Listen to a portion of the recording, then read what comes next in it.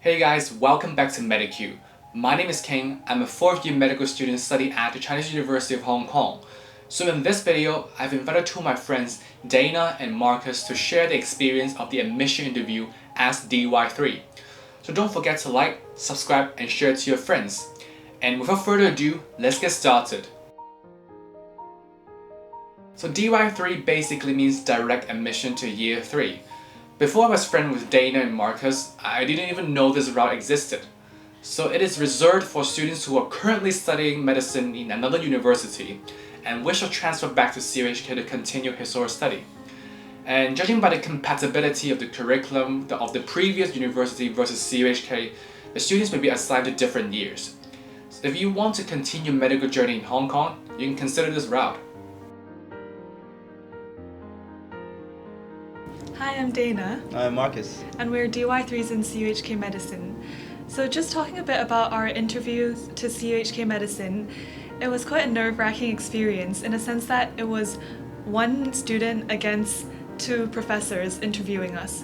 So when I first went in, the professor quickly asked me a bit about my background and threw me a random question about Liverpool Football Club. So that was quite surprising. And afterwards they went in with some predictable questions. For example, why do you choose medicine? Why do you want to come back to Hong Kong for medicine? And then they followed up with an ethics question in which I answered, and they had quite an intense follow-up to my answer. Yeah, so I don't know if you got anything similar to me? No, it was quite different for me. I went in, it was a 10 to 15 minute interview. Still two professors sitting in front of me. But I came in, there wasn't that much emphasis on why medicine, or there wasn't much emphasis on like ethics. They really wanted to know why I wanted to come back to Hong Kong. We talked for 10 minutes about on this question and what motivated me and my story and what led me to this point really. And then at last they wanted to make sure that I knew how to speak Cantonese, so that was the end of the interview there.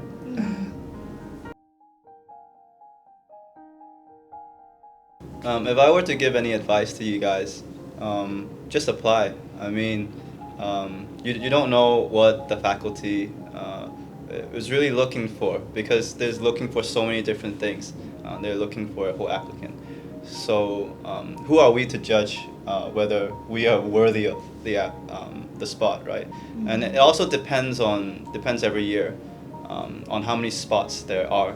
People dropping out, or people going to the year below. So for us, we're very fortunate that this year, the year that we were in, there were 3 spots. But just have the open mindset that even if you don't get in, that you're gonna be okay in the UK, and do licentiate back, and be in your heart be okay with that, and you're open to both. Because if you're so determined to go back to Hong Kong, and you get so crushed when that doesn't happen. Yeah. Right? What do you think, Dana? I definitely agree. I mean, even if you go in for an interview with CUHK Medicine, in my case, and then they put me in the wait list, and then I was so devastated. So I just flew back to the UK to start 3rd year, and then they called me and they're like, oh, now you can come back to start 3rd year. So I was like, oh, okay, that's cool. So just don't lose hope.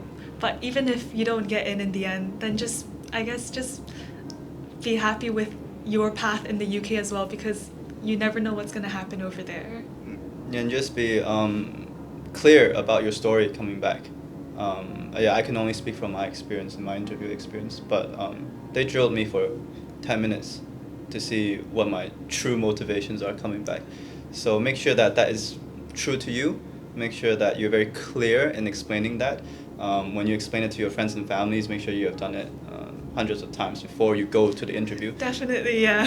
Yeah, because you want to make that clear, make that, I guess, concise, and not leading them around the bush, like that. You don't want that. You want them to know exactly why you want to come back. Anyway, this is the end of the video. I hope you guys like it. Don't forget to like, subscribe, and share it to your friends. And if you're interested in my medical journey or just want to know what's like to be a medical student in Hong Kong, follow my Instagram account. So thanks for watching, see you in the next one.